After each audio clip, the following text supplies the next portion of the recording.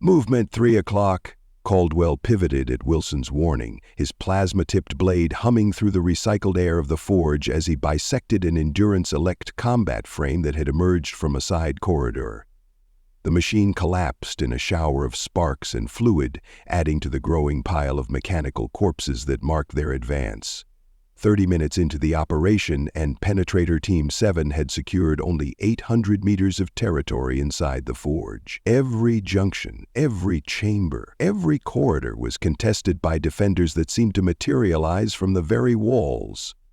"Major, we need to push forward faster," Colonel Davidson urged, his vibroblade dripping with machine lubricant as he joined Caldwell at the front of the formation.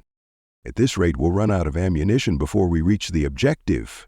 Caldwell knew Davidson was right.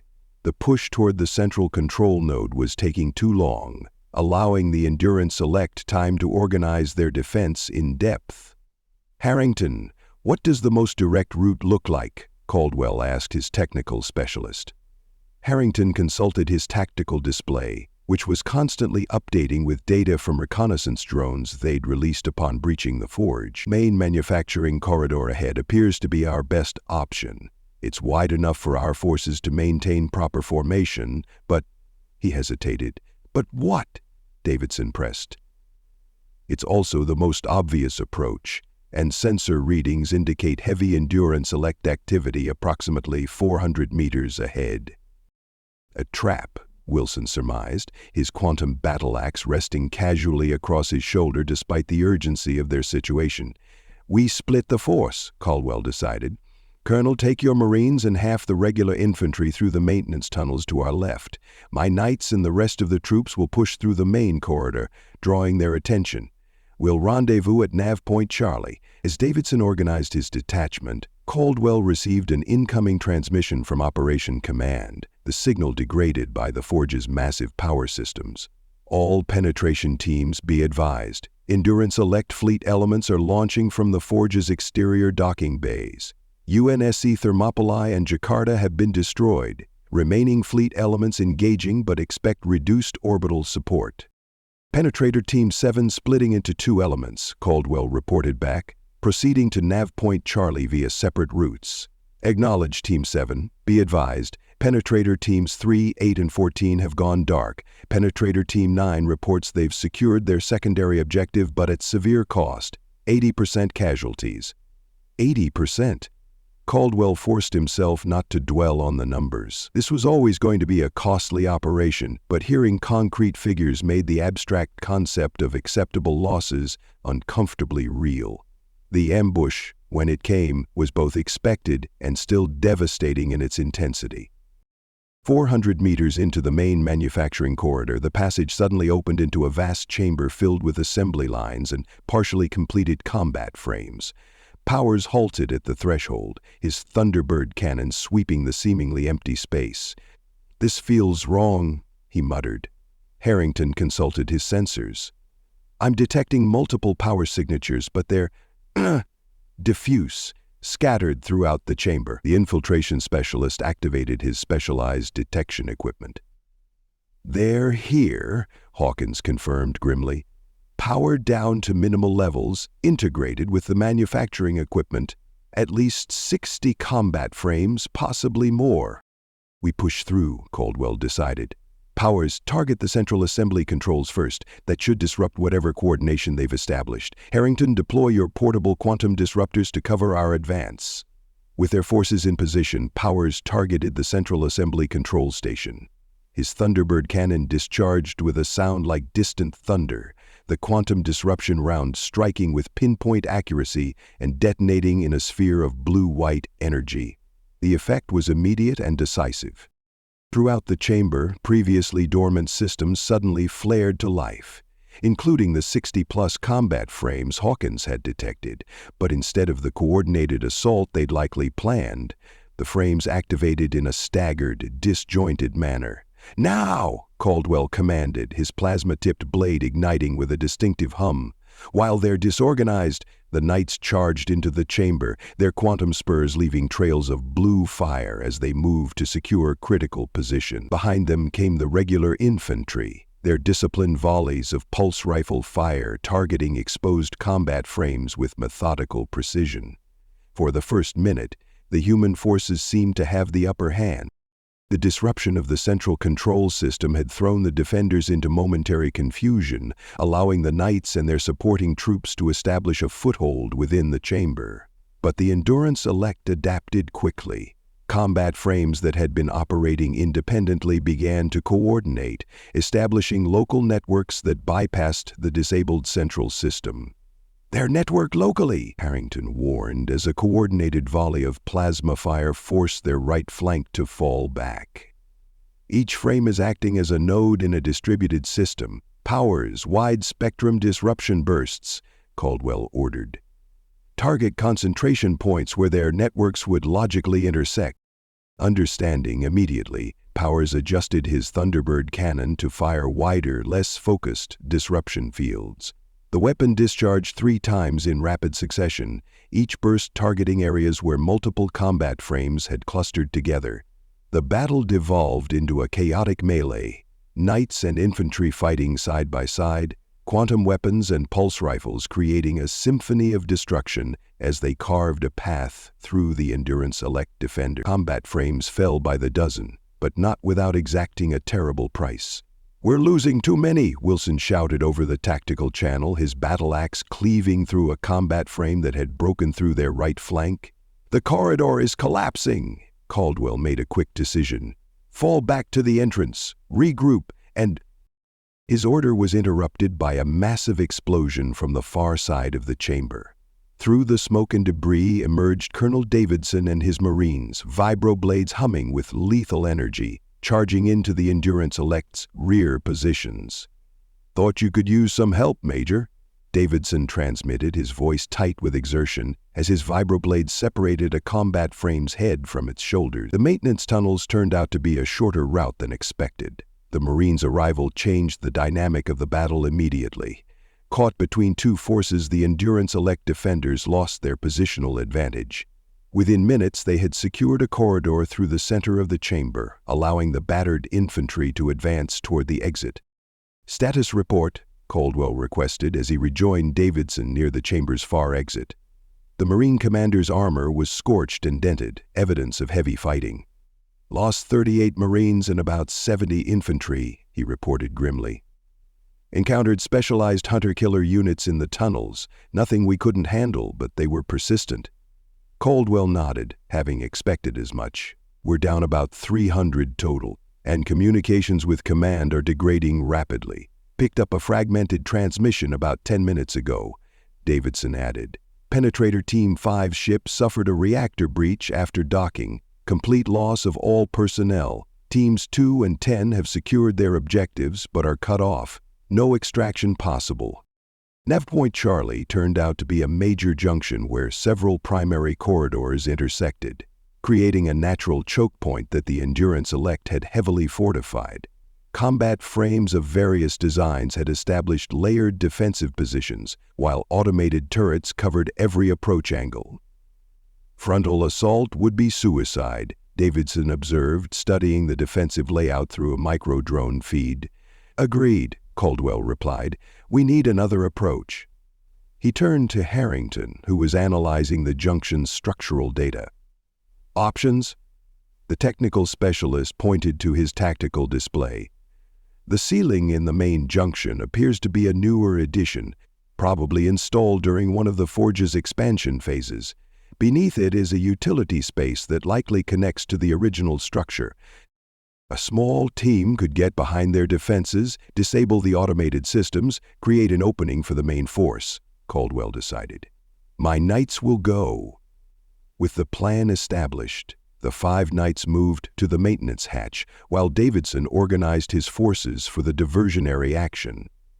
Hawkins examined the hatch's locking mechanism, his specialized infiltration tools making quick work of the security systems. The knights moved in single file through the cramped utility space, their quantum spurs dimmed to minimal output to avoid detection. Above them, they could hear the sounds of Davidson's diversion beginning, sporadic weapons fire and tactical movement designed to hold the Endurance Elect's attention. "Junction ahead," Hawkins reported. I can access the defensive systems from that control junction. They reached a small maintenance node where several power conduits converged. Hawkins immediately set to work, connecting his infiltration tools to the ancient interface. "This is unusual," he murmured after a moment. "The security protocols are incredibly advanced, but they're layered over much older systems. It's like reading a book where every other page is written in a different language." "Can you disable the defenses?" Caldwell pressed. "Yes, but not conventionally," Hawkins replied. "Instead of trying to hack each system individually, I'm going to trigger a diagnostic reset. It should create a 30-second window where all automated systems go offline for self-assessment." Hawkins' fingers moved with practiced precision across his interface tools. "Ready?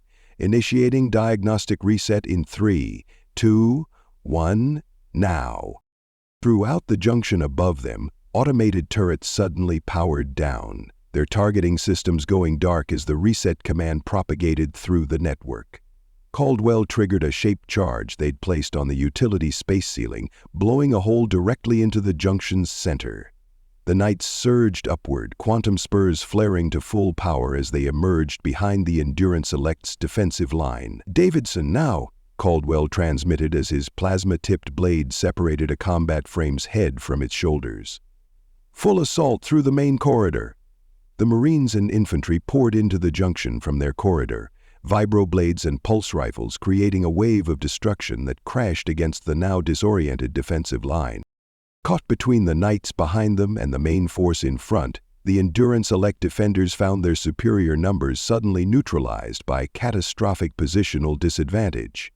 The battle for Nav Point Charlie was brief but intense. When it ended, the junction was littered with the broken remains of combat frames and automated turrets, and the bodies of nearly 100 human fighters who had fallen in the assault. Caldwell received a transmission from Operation Command, the signal weak but partially intelligible. "Penetrator Team 7, static. Orbital situation critical, static. Fleet elements at 30% effectiveness, static. Team 6 and 16 have reached Central Forge section but, static. Heavy resistance, static. Team 11 completely lost, static." The fragmented report painted a grim picture. The human fleet was being systematically destroyed. Other penetration teams were either advancing at great cost or being eliminated entirely. "1 hour in," Harrington noted, checking his chronometer. "We're making progress, but slower than planned." "Major," Powers called, interrupting his thoughts. "You need to see this." The weapons specialist had captured a partially intact command frame during the fighting and was extracting data from its memory core. The information displayed on his tactical screen caused Caldwell's blood to run cold. "They're activating ancient defense protocols," Powers explained, indicating scrolling data that showed deployment orders being issued throughout the forge. Not just standard combat frames, they're bringing online prototypes and specialized units that have been in storage for centuries. "We need to adjust our tactics," Caldwell decided. "No more room-by-room clearing. We form a spearhead and drive straight for the central node, maximum speed, overwhelming force concentrated on a single thrust point." "We'll take heavy casualties," Harrington warned. "We're already taking heavy casualties," Caldwell countered. "At least this way some of us might reach the objective before they can fully deploy these advanced units." The next hour passed in a blur of continuous combat, as Penetrator Team 7 drove relentlessly toward the central node. True to Caldwell's revised strategy, they abandoned methodical clearing operations in favor of a direct high-speed advance, a spearhead of knights and marines punching through Endurance Elect defenses with brutal efficiency. The cost was staggering. Regular infantry fell by the dozen as they absorbed fire meant for the spearhead. Marines sacrificed themselves in deliberate holding actions that bought the main force precious seconds of advancement. Even the knights accumulated damage and injuries that would have felled lesser fighters. 2-hour mark, Harrington reported during a brief pause as they regrouped at a junction. "Approximately 1 kilometer remaining to target," Caldwell acknowledged the update with a grim nod. Their force had been reduced to perhaps 2,000 effective fighters, half of those who had begun the mission. His own armor showed multiple breach points where plasma fire had penetrated the quantum-reinforced plates. "Status of other teams?" he asked. Harrington shook his head. "Communications remain heavily degraded. Last fragmentary transmission indicated Teams 6 and 16 are still operational but encountering extreme resistance. No update on orbital situation." An explosion rocked the junction as a fresh wave of combat frames breached a security door they'd thought secured. Davidson's Marines responded immediately, their vibroblades creating a defensive wall that momentarily held the machines at bay. "We need to keep moving," Davidson urged, his armor showing even more damage than Caldwell's. The colonel had personally led 3 desperate charges during their advance, each time emerging alive but not unscathed. The losses continued to mount as they drove deeper into the forge's ancient heart. The architecture around them changed subtly, newer construction giving way to original structures that predated human spaceflight by millennia. The symbols that adorned these walls matched nothing in their linguistic databases, remnants of the long-vanished progenitors who had created the Endurance Elect in the first place. 500 meters to target, Harrington updated as they secured another junction. "But sensors are detecting a massive defensive buildup directly ahead." Caldwell accessed the sensor feed, studying the concentration of Endurance Elect forces blocking their path. It was the most formidable defensive position they'd encountered yet, hundreds of combat frames arranged in layered formations, supported by automated turrets and energy barriers. "Alternative approaches?" he asked. "None," Harrington confirmed after consulting his tactical display. "All adjacent corridors have been sealed or collapsed. They've channeled us deliberately into this kill zone." As they prepared to face this final gauntlet, Caldwell received another fragmentary transmission from Operation Command. "Orbital defenses. Static. Overwhelming. Static. Extraction unlikely. Static. Teams 6 and 16 neutralized. Static. Your team is static. Closest to objective. Static." The message confirmed what Caldwell had already suspected. They were now the only penetration team with a realistic chance of reaching the central node. The others had either been eliminated or forced to retreat, and the orbital situation had deteriorated to the point where extraction was considered unlikely, regardless of mission outcome. They were on a one-way trip. Complete the mission or fail humanity entirely. "We need a way past that defensive line," Caldwell told his team, studying the sensor readings again. "A direct assault would cost us too many troops." Hawkins pointed to an anomaly on the tactical display. "There's a coolant distribution system that runs beneath the main chamber. Super-chilled quantum stabilizer, highly dangerous, but it would put us behind their front line." "Our armor could withstand that?" Powers asked. "Briefly," Hawkins admitted. 2 minutes maximum before critical failure. Caldwell made his decision. "Knights, we're going through the coolant system. Davidson, prepare your Marines for an assault the moment we disrupt their defenses from behind." "That's an enormous risk, Major," Davidson warned. "This mission succeeds even if none of us survive to see it," Caldwell replied firmly. The Knights accessed the coolant system through an emergency maintenance valve, plunging into the super-chilled quantum stabilizer that flowed like liquid metal around their armor. Warning alerts immediately flashed across their neural interfaces as their systems struggled against the extreme cold and pressure. They pushed through the viscous coolant, their movements hampered by both the fluid's resistance and their armor's increasingly sluggish response. 1 minute in, and critical failures began.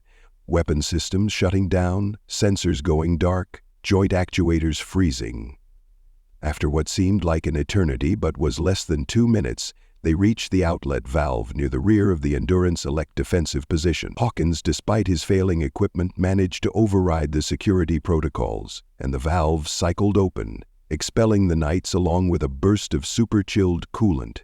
They emerged directly behind the Endurance Elect's rear guard, their armor coated in rapidly melting ice but their weapons still operational. Without hesitation, they launched their attack, catching the machines completely by surprise. Powers' Thunderbird cannon, miraculously still functional, discharged directly into a cluster of command frames, disrupting the defensive coordination. Caldwell and Wilson carved through the confusion with blade and axe, while Harrington and Hawkins targeted the automated defense systems. "Davidson, now!" Caldwell transmitted as they created a momentary breach in the defensive line. The Marines and regular infantry surged forward from the front, their coordinated assault striking the Endurance Elect position while it was still disoriented from the Knight's rear attack. The machines, caught between two forces, and with their command structure disrupted, failed to maintain their perfect formation. The battle was fierce and costly. Despite their advantage of surprise, the human forces suffered heavy casualties, pushing through the defensive line. By the time they secured the chamber, their numbers had been reduced to approximately 2,000 effective fighters, exactly half of those who had begun the mission. "Forward!" Caldwell ordered, his quantum spurs leaving faint blue trails as his damaged armor struggled to maintain power. "The central node is just ahead." The Texan Knights returned to Sci-Fi Vault. Hoorah! The eyes of Texas are upon us all. Be sure to check out the Texan Knights playlist in the bottom left of your screen. We have several more stories dropping this month. Thank you all for subscribing, commenting, sharing, and for liking this video. All of that helps the channel grow, and it helps us get more Texan Knight stories out there.